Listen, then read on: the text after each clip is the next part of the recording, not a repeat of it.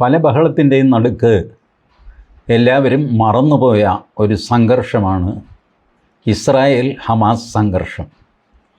ശരിയല്ലേ? കുറേ ദിവസമായിട്ട് അതേപ്പറ്റി ഒന്നും കേൾക്കാറില്ല. കുറേ ദിവസങ്ങളല്ല, മാസങ്ങളായി ആരും അതേപ്പറ്റി ഒന്നും ചർച്ച ചെയ്യാറില്ല. അവിടെ എന്താ, എല്ലാം ശാന്തമായോ? ശാന്തമൊന്നും ആയില്ല. പഴയ പോലെ തന്നെ അടിയും വഴക്കും വെടിയും പുകയും ഒക്കെ നടന്നുകൊണ്ടിരിക്കുകയാണ് ഗസയിൽ. ഇപ്പോൾ ഈ ഹമാസിന് പ്രത്യേകിച്ച് ജീവനൊന്നുമില്ല. ഹൂത്തികളാണ് അവർക്ക് വേണ്ടിയിട്ട് ഇടയ്ക്ക് മിസൈൽ അയക്കുക, ചൊറിയുക, ഇതൊക്കെ ചെയ്തുകൊണ്ടിരിക്കുന്നത്. അങ്ങനെ ഇരിക്കുമ്പോൾ ഇതിങ്ങനെ വിട്ടാൽ പറ്റില്ലല്ലോ എന്നുള്ള മട്ടിൽ നമ്മളുടെ സ്വീഡനിലെ ആ ചേച്ചിയുണ്ടല്ലോ, ഗ്രേറ്റ തൻബർഗ്, അവരാണ് ലോകത്തുള്ള അലമ്പര് മുഴുവൻ ചുക്കാൻ പിടിക്കുന്ന ആൾ. അപ്പോൾ ആ ചേച്ചി ഒരു വള്ളത്തിൽ 10-12 ആളെയും കയറ്റിയിട്ട് ഇസ്രായേലിലേക്ക് വെച്ച് പിടിച്ചു. വള്ളമൊന്നുമല്ല കേട്ടോ, ഒരു ബോട്ടാണ്. അതിൽ അവർ പ്രതീകാത്മകമായിട്ട് ഭക്ഷണം, അതായത് ഒരു 2 പാക്കറ്റ് ബ്രെഡും ഒരു 5 കിലോ അരിയും കുറച്ച് മുളക്, മല്ലി, ഉള്ളി, ഇതുപോലത്തെ സാധനങ്ങളൊക്കെ, ഒരു ചമ്മന്തി അരയ്ക്കാനുള്ളത്, ഇതുമൊക്കെ ആയിട്ട് ഈ ചേച്ചിയും ഒരു ഡസൻ ആൾക്കാരും കൂടെ ഒരു ചെറിയ ബോട്ടിൽ ഇസ്രായേലിലേക്ക് വെച്ച് പിടിച്ചു. ലോകം കീഴടക്കും എന്നൊക്കെ പറഞ്ഞിട്ട് സെൽഫിയൊക്കെ എടുത്തിട്ട് വലിയ ആഘോഷമായിട്ട് പോയി. അവിടെ പോയി അവരുടെയൊക്കെ സമുദ്രാതിർത്തി എത്തിയപ്പോൾ ഇസ്രായേലുകാരൻ ഇവരുടെ ബോട്ടും കിടിപിടിയും എല്ലാം കൂടെ പൊക്കിയെടുത്തുകൊണ്ട് പോയിട്ട് ഈ ചേച്ചിമാരെ അവിടെ മുറിയിലിട്ട് അടച്ചിട്ട് ഒക്ടോബർ 7, 2023 അന്നാണല്ലോ ഹമാസ് അപ്രതീക്ഷിതമായിട്ട് ഇസ്രായേലിൻ്റെ അയൺ ഡോം തകർത്ത് 10,400 ആൾക്കാരെ ബലാത്കാരം ചെയ്തു, എന്തെല്ലാം കൊല പിടിച്ചു പറി ഇതൊക്കെ ചെയ്തു. കുറേ പേരെ ബന്ദികളായിട്ട് കൊണ്ടുപോയി. അങ്ങനെയാണല്ലോ ഈ പ്രശ്നം തുടങ്ങുന്നത്. അപ്പോൾ ഇതിൻ്റെ ഫിലിമൊക്കെ അവരുടെ കയ്യിലുണ്ട്. അതെല്ലാം ഈ ഗ്രേറ്റ തൻബർഗിനെ കാണിച്ചു. ഗ്രേറ്റ ഭയങ്കര ബുദ്ധിയുള്ളവളാണ്. അവർ കണ്ണടച്ചിരുന്നു. എനിക്ക് കാണണ്ട, ഇസ്ലാമിക തീവ്രവാദികൾ കഷ്ടപ്പെടുന്നത് മാത്രമേ അവർക്ക് കാണാൻ പറ്റുള്ളൂ. ബാക്കിയുള്ളവരെ കഷ്ടപ്പാട് കാണാൻ അവർക്ക് കണ്ണില്ല. അതുകൊണ്ട് ഉള്ള കണ്ണ് അവരടച്ചു. പിന്നെ എന്ത് ചെയ്യാനാ? ഈ ചേച്ചിയെ അവിടെ നിന്ന് അവർ വണ്ടി കയറ്റി വിട്ടു ഫ്രാൻസിലേക്ക്, പിന്നെ അവിടെ നിന്ന് സ്വീഡനിലേക്ക്. ചേച്ചി ഇപ്പോൾ സ്വീഡനിൽ എത്തിക്കാണും. അപ്പോൾ ഇതൊക്കെ കണ്ടപ്പോഴാണ് ഞാൻ ശ്രദ്ധിക്കുന്നത്, ഇടാ ഇങ്ങനൊരു കലാപരിപാടി ഇതിൻ്റെ നടുക്കൂടെ ഇവിടെ നടക്കുന്നു. ഒന്നാമത് ഇന്ത്യ പാകിസ്ഥാൻ യുദ്ധം വന്നപ്പോൾ നാട്ടിലെ ബാക്കി യുദ്ധങ്ങളൊക്കെ അപ്രസക്തമായി. പിന്നെയും പിടിച്ചു നിന്നത് യുക്രൈൻ, റഷ്യ, അത് 3-3.5 വർഷമായിട്ട് നടന്നുകൊണ്ടിരിക്കുകയാണ്. ആ യുദ്ധമാണ്. ഇതിനിടയ്ക്ക് ഇസ്രായേൽ ഹമാസ് സംഘർഷം ആരും അറിയാതെ പോകുന്നു. പക്ഷേ അത് നടക്കുന്നുണ്ട്. ഇന്നലെ ഇസ്രായേലുകാർ ലോകത്തിലെ പത്രക്കാരെ മുഴുവൻ പെറുക്കി കൊട്ടയിലിട്ടിട്ട് ഖാൻ യൂനിസ് എന്ന സ്ഥലത്തെ ഒരു ആശുപത്രിയുടെ താഴെ തുരങ്കത്തിൽ കൊണ്ടുചെന്ന് ഇറക്കി. ചേട്ടന്മാരെ ഇതൊക്കെ ഒന്ന് കാണുമെന്ന് പറഞ്ഞ് തുരങ്കമൊക്കെ നടന്ന് കണ്ടു ഇവർ. മറ്റേ യഹ്യ സിൻവറിൻ്റെ അനിയൻ ഒരു മുഹമ്മദ് സിൻവർ, അയാൾ മരിച്ചു കിടന്ന പുണ്യസ്ഥലം. പിന്നെ അതിൻ്റെ ഈ തുരങ്കമൊക്കെ പണി കഴിപ്പിച്ച ഷഹാന എന്ന് പറഞ്ഞൊരു നേതാവ്, അയാളും ചത്തുപോയി ഇവരുടെ ഇസ്രായേലിൻ്റെ ആക്രമണത്തിൽ.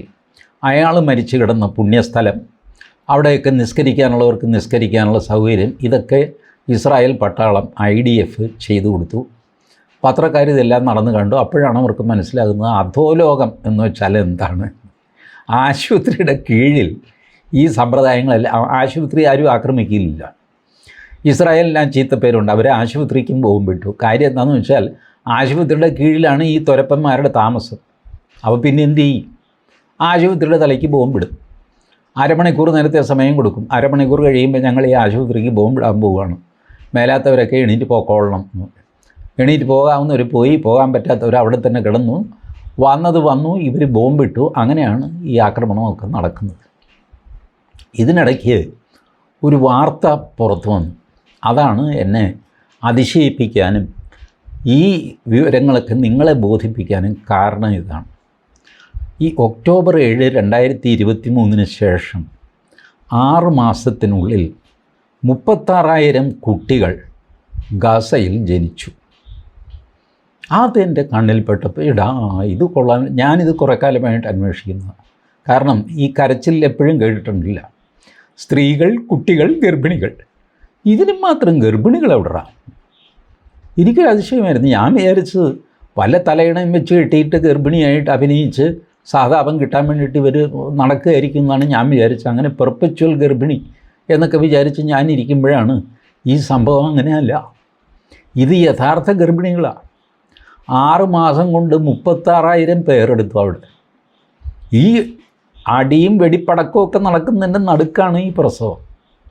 ശരി, 6 മാസത്തിനിടയ്ക്കല്ലേ, അപ്പോൾ അതിന് മുമ്പ് ഗർഭിണി ആയിരിക്കണമല്ലോ എന്നൊക്കെ വിചാരിച്ച് അങ്ങനെയല്ല. ഈ പ്രസവം കൂടി വരികയാണ്. ജനസംഖ്യ കൂടിയിരിക്കുന്നു. പാലസ്തീനിലെ ഗസയിലെ ജനസംഖ്യ ഇപ്പോൾ ഏതാണ്ട് 22.6 ലക്ഷം ആണ് കണക്കെടുത്തിരിക്കുന്നത്. അപ്പോൾ ഈ 36,000 പേര് ജനിച്ചു എന്നൊക്കെ പറഞ്ഞപ്പോൾ അങ്ങനെയൊന്നുമില്ല എന്നൊക്കെ പറഞ്ഞ് അപ്പോൾ ഒരു NGO ഉണ്ട്, സേവ് ദ ചിൽഡ്രൻ, കുട്ടികളെ രക്ഷിക്കുക. ഇവരൊരു കണക്കെടുത്തു. അവർ കണക്കെടുത്ത് കഴിഞ്ഞപ്പോൾ അപ്പോഴത്തേക്ക് 9 മാസമായി. 9 മാസത്തേക്ക് 50,000 കുട്ടികളുണ്ടായി എന്ന് അവർ സമ്മതിച്ചു. കാരണം ജനനം ഇല്ല എന്നൊക്കെ പറഞ്ഞു കഴിഞ്ഞാൽ ചോര കുഞ്ഞിനെ എവിടെയെങ്കിലും ഒളിച്ചു വയ്ക്കാനോ കുഴിച്ചിടാനോ പറ്റുമോ? അപ്പോൾ അങ്ങനെ ചുണ്ണാമ്പ് തൊട്ട് എണ്ണിക്കഴിഞ്ഞപ്പോൾ 50,000 ഉണ്ട്. അപ്പോൾ 6 മാസത്തെ കണക്കെടുത്ത് കഴിഞ്ഞാൽ 33,333 ഇത്രയും പിള്ളേർ 6 മാസത്തിനുള്ളിൽ ഉണ്ടാവണം. അപ്പോൾ പറഞ്ഞു 36,000 എന്നുള്ള കണക്ക് തെറ്റാണ്, 33,333 പേരാണ്. എന്തുമായിക്കോട്ടെ, പ്രസവത്തിന് ഒരു കുറവുമില്ല. അപ്പോഴത്തേക്ക് യൂണിസെഫ് ഇടപെട്ടു. യുണൈറ്റഡ് നേഷൻസിൻ്റെ ഒരു സാധനം ഉണ്ടല്ലോ, യൂണിസെഫ്. ഇതിൻ്റെയൊക്കെ ലോങ് ഫോം എന്താണെന്ന് എനിക്കറിയാമല്ലോ, നിങ്ങൾ വല്ല ഗൂഗിളിൽ നോക്കിയാൽ മതി. യൂണിസെഫുകാർ പറഞ്ഞു ഈ 2 കണക്കും തെറ്റാണ്, 26,352 കൃത്യം. അവർ ഈ വാഴക്കൊലയിൽ ഈ പടല നമ്മളിങ്ങനെ വിരൽ കൊണ്ട് തൊട്ട് എണ്ണി അങ്ങ് പോകുമല്ലോ, അങ്ങനെ എണ്ണിയെടുത്ത കണക്കാണ് 26,352 പിള്ളേരാണെന്ന് അവർ. എന്തുമായിക്കോട്ടെ, പ്രസവത്തിനും ഗർഭിണിക്കും ഒരു കുറവുമില്ല എന്നിപ്പോൾ നിങ്ങൾക്ക് മനസ്സിലായല്ലോ. നേരത്തെ നമ്മൾ തമാശയാണെന്ന് വിചാരിച്ച കാര്യം സത്യമാണെന്നേ. ഇതൊന്നും തലയണ വെച്ച് കെട്ടിയിട്ടുള്ളതല്ല, ശരിയായ ഗർഭം തന്നെയാണ്. ഇത് എപ്പോഴാണ് ഗർഭം ധരിക്കുന്നതെന്ന് എനിക്കറിയാമില്ല. ഈ തുരങ്കത്തിലും അവിടെ ഇവിടെയൊക്കെ കൂട്ടം കൂടി താമസിക്കുമ്പോഴും തെക്കോട്ടും വടക്കോട്ടും ഓടുന്നു, അവിടെ ബോംബ് വീഴുമ്പോൾ തിരിച്ച് ഇങ്ങോട്ട് ഓടുന്നു, അത് ചെയ്യുന്നു. ഈ ഓട്ടത്തിനിടയ്ക്ക് ഒരു പെണ്ണിനെ ഗർഭിണിയാക്കാൻ പറ്റുമോ? എനിക്കറിഞ്ഞൂടാ. ഓടിക്കൊണ്ട് അല്ല, ഹമാസാണ്, പറയാൻ പറ്റില്ല, എന്തും ചെയ്യാൻ കെൽപ്പുള്ളവരാണ്. പക്ഷേ അവർ വിട്ടില്ല. അവർ പറയുന്നത് Palestine central bureau of statistics, അങ്ങനൊരു സ്ഥാപനമുണ്ട്. ആ സ്ഥാപനം പുറത്തുവിട്ട കണക്ക് അവർ പറയുന്നത് 1,00,000 പേര് ഗസയിൽ നിന്ന് ഓടിപ്പോയി. 1,00,000 എങ്ങോട്ട് ഓടിപ്പോയി? ഈജിപ്തിലേക്ക് പോയി എന്ന് ഇവർ പറഞ്ഞാൽ മതിയോ? ഈജിപ്തിലേക്ക് കടക്കാനായിട്ട് 3 ഗേറ്റാണുള്ളത്. 2 ഗേറ്റ് ഇസ്രായേലിൻ്റെ നിയന്ത്രണത്തിലാണ്, 1 ഗേറ്റ് ഈജിപ്തിൻ്റെ നിയന്ത്രണത്തിലാണ്. ആ ഗേറ്റ് ജന്മം ചെയ്ത ഈജിപ്റ്റ് തുറക്കുകയില്ല. അതിലെ റിലീഫ് മെറ്റീരിയൽ കൊണ്ടുപോകാൻ വേണ്ടി തുറക്കണം എന്നൊക്കെയാണ് അതിൻ്റെ വ്യവസ്ഥ. പക്ഷേ ഈജിപ്റ്റ് തുറക്കാറില്ല. കാരണം റിലീഫ് മെറ്റീരിയൽ അങ്ങോട്ട് പോകുന്നതിന് മുമ്പേ ഈ പണ്ടാറക്കാലന്മാരെല്ലാം കൂടെ ഇങ്ങോട്ട് കയറി വരും. അതുകൊണ്ട് ഈജിപ്റ്റ് ഷട്ടർ തുറക്കാതെ വെച്ചുകൊണ്ടിരിക്കുക. നമ്മളിവിടുന്ന് നരേന്ദ്രമോദി അയച്ചു കൊടുത്തില്ലേ ദുരിതാശ്വാസ സംഗതികൾ എന്ന് വെച്ചാൽ ഈ ടർപ്പാള, മറ്റേ പുതപ്പ്, ഇതുപോലത്തെ സാധനങ്ങൾ, പാരാസെറ്റമോൾ ഒക്കെ അയച്ചു കൊടുത്തിരുന്നു. അപ്പോൾ അതൊക്കെ ഈ ഗേറ്റിൽ ചെന്നങ്ങ് കിടക്കുക, അവിടെ ഇറക്കി വയ്ക്കുന്നു പറയും. അവിടെ ഓരോ രാജ്യത്തു നിന്നുള്ള ഈ ദുരിതാശ്വാസ സാധനങ്ങൾ ഇങ്ങനെ മല പോലെ കിടക്കുകയാണ്. അപ്പുറത്തേക്ക് കൊണ്ടുപോകാൻ പറ്റണില്ല, കാരണം ഗേറ്റ് തുറക്കുന്നില്ല. ഗേറ്റ് തുറക്കുക ചേട്ടാന്ന് പറഞ്ഞു കഴിഞ്ഞാൽ നീ ഗ്യാരണ്ടി നിൽക്കുമോ? ഗേറ്റ് തുറന്നു കഴിഞ്ഞാൽ അവന്മാരെല്ലാം കൂടെ ഇങ്ങോട്ട് വന്നാൽ ഞാൻ എന്ത് ചെയ്യും? ഒരു ഗേറ്റ് തുറത്താൽ അങ്ങോട്ടും ഇങ്ങോട്ടും പോകുമല്ലോ. ഇങ്ങനെയൊക്കെ പറഞ്ഞ് ഈജിപ്റ്റ് തടഞ്ഞിട്ടും 1,00,000 ഈ ഗാസക്കാർ, ഹമാസുകാർ ഈജിപ്തിലേക്ക് കടന്നു എന്നാണ് പാലസ്റ്റീൻ അതോറിറ്റി പറയുന്നത്. അതുകൂടാതെ 60,000 പേര് ചത്തും പോയി ഇസ്രായേലിൻ്റെ ആക്രമണത്തിൽ. അത് ശരിയാണ് കേട്ടോ. ഇസ്രായേൽ 55,000 58,000 എന്നൊക്കെ കണക്ക് പറയുന്നു. ഒരു തുക ഒപ്പിച്ച് നമുക്ക് 60 എന്ന് വയ്ക്കാം. 60,000 പേര് തട്ടിപ്പോയി. ഇത് രണ്ടും കൂടെ കുറച്ച് കഴിഞ്ഞാൽ ഞങ്ങളുടെ ജനസംഖ്യ 6% കുറയുകയാണ് ചേട്ടാ ചെയ്തിട്ടുള്ളത് എന്ന് പറഞ്ഞു. 6% കുറഞ്ഞെങ്കിൽ തന്നെ അത് തിരിച്ച് 6% കൂട്ടാനായിട്ട് വലിയ നേരമൊന്നും വേണ്ട, തുരുതുര പ്രസവിച്ചുകൊണ്ടിരിക്കുകയല്ലേ. ഗർഭിണികൾക്കൊരു കുറവുമില്ല, ഗർഭിണി ഇങ്ങനെ ഉണ്ടായിക്കൊണ്ടേ ഇരിക്കുകയാണ്. ഓട്ടത്തിനിടയിലും ചാട്ടത്തിനിടയിലും ബോംബിനിടയിലും തോക്കിനിടയിലും ഓരോ തുള്ളി ചോരയിൽ നിന്നും 1000 പേർ ഉയരുന്നു. ഇതാണ് പ്രസവത്തിൻ്റെ റേറ്റ്. നെതന്യാഹു സത്യം പറഞ്ഞു കഴിഞ്ഞാൽ കണ്ണും തള്ളിയിരിക്കുകയാണ് കേട്ടോ. പുള്ളി ആക്രമിച്ചിട്ടും ബോംബിട്ടിട്ടും പിടിച്ചിട്ട് എന്തൊക്കെ ചെയ്തിട്ടും വലം കൈയാൽ ഇടം കൈയാൽ വടിച്ചിട്ടും തടുത്തിട്ടും സംഗതി നിൽക്കുന്നില്ല. കാരണം ഈ പ്രൊഡക്ഷൻ ഇങ്ങനെ നടന്നുകൊണ്ടിരിക്കുക. 24 മണിക്കൂർ നിർത്താതെ നേരോടെ നിർഭയം നിരന്തരം പ്രസവിച്ചുകൊണ്ടിരിക്കുകയാണ്. എന്ത് ചെയ്യും? ആകെ കൂടെ കുഴപ്പത്തിലാണ്. അങ്ങനെയുള്ളപ്പോൾ ആശ്വാസം നമുക്ക് ഒന്നേ ഉള്ളൂ. നമ്മളുടെ MA ബേബി ഉണ്ടല്ലോ, മാർക്സിസ്റ്റ് പാർട്ടിയുടെ അഖിലേന്ത്യാ സെക്രട്ടറി MA ബേബി ഒരൊറ്റ വാണിംഗ് ഇഷ്യൂ ചെയ്തു നെതന്യാഹുവിന്.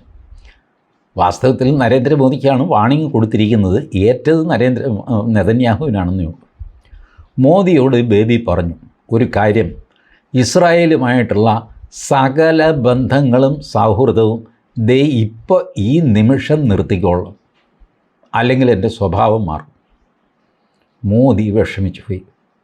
മോദി നെതന്യാഹുവിനെ വിളിച്ചു പറഞ്ഞു, എൻ്റെ പൊന്നു ചേട്ടാ, മറ്റാര് പറഞ്ഞാലും ഞാൻ തള്ളിക്കളഞ്ഞതിന്, ഞാൻ തുരുമ്പിന് വകവയ്ക്കുന്നതിനല്ല, ഞാൻ ചേട്ടൻ എൻ്റെ സ്വഭാവം അറിയാമല്ലോ. പക്ഷേ ബേബി പറഞ്ഞപ്പോൾ എൻ്റെ സപ്തനാടി തളർന്നുപോയി. ഇനിയിപ്പോൾ എനിക്ക് വേറെ ഒരു നിർവാഹവുമില്ല, ചേട്ടനുമായിട്ട് സഹകരിക്കാൻ സാധ്യമല്ല. നെതന്യാഹുവും പറഞ്ഞു, അല്ല ബേബിയും നമ്മളെ കൈവിടിഞ്ഞു, ഇനിയിപ്പോൾ ഞാൻ എന്ത് ചെയ്യും? ചേട്ടൻ എന്തെങ്കിലും ചെയ്തോ? അതിനിടയ്ക്ക് പിന്നെയും പിള്ളേരുടെ കരച്ചിൽ കേൾക്കുന്നു. കാരണം പ്രസവം നിൽക്കുന്നില്ലല്ലോ, പ്രസവം നടന്നുകൊണ്ടേയിരിക്കുക. നെതന്യാഹുവിന് കിടക്കപ്പുറതിയില്ല. ചുരുക്കി പറഞ്ഞ് തലയ്ക്ക് കയ്യും കൊടുത്തിരിക്കുകയാണ് നെതന്യാഹു. അങ്ങനെയാണ് ഇപ്പോൾ ഇസ്രായേൽ ഗാസ യുദ്ധത്തിൻ്റെ സ്ഥിതി. ഈ യുദ്ധത്തിൽ ശരിക്കും പറഞ്ഞു കഴിഞ്ഞാൽ ഇസ്രായേൽ തോറ്റുപോകും കേട്ടോ. ഇത്രയും പിള്ളേരെ ഇറോന്ന് പറഞ്ഞ് ഉൽപ്പാദിപ്പിക്കാൻ കഴിവുള്ള സ്ത്രീകൾ ഉള്ളിടത്തോളം കാലം ഹമാസിനെ ഒരു ചുക്കും ചെയ്യാൻ പറ്റില്ല. ഈ പിള്ളേരൊക്കെ 5 വയസ്സാകുമ്പോൾ നമ്മുടെ നാട്ടിൽ കുട്ടിയും കോലും കളിക്കുമല്ലോ, ചീമക്കൊന്നയുടെ പത്തലൊക്കെ വെട്ടിയിട്ട്. അവരിതിന് പകരം AK-47 കലാഷ്നിക്കോവ്, ഇൻസാസ് റൈഫിൾ ഇതൊക്കെയാണ് പിള്ളേർക്ക് കൊടുക്കുന്നത്. ഇതുകൊണ്ട് വെടിവെച്ച് പഠിക്കടാമോനെ എന്നും പറഞ്ഞിട്ടാണ് പിള്ളേരെ ഇറക്കി വിടുന്നത്. 5 വയസ്സായാൽ മതി, കയ്യിൽ തോക്ക് കിട്ടും. ഇങ്ങനെയുള്ള ഹമാസിനെ എങ്ങനെ നെതന്യാഹു തോൽപ്പിക്കുമെന്നാണ് നിങ്ങൾ വിചാരിക്കുന്നത്? ഒരു സാധ്യതയുമില്ല. ആകെ രക്ഷിക്കാൻ കേൾപ്പുണ്ടായിരുന്നത് MA ബേബിക്കാണ്. അങ്ങേരും പാലം വലിച്ചു. ഇനിയിപ്പം നെതന്യാഹുവിൻ്റെ കാര്യം പോക്കാണ്. ഈ വിവരം നിങ്ങളെ അറിയിക്കാനാണ് ഞാൻ ഈ വീഡിയോ ചെയ്തത്. Thank you.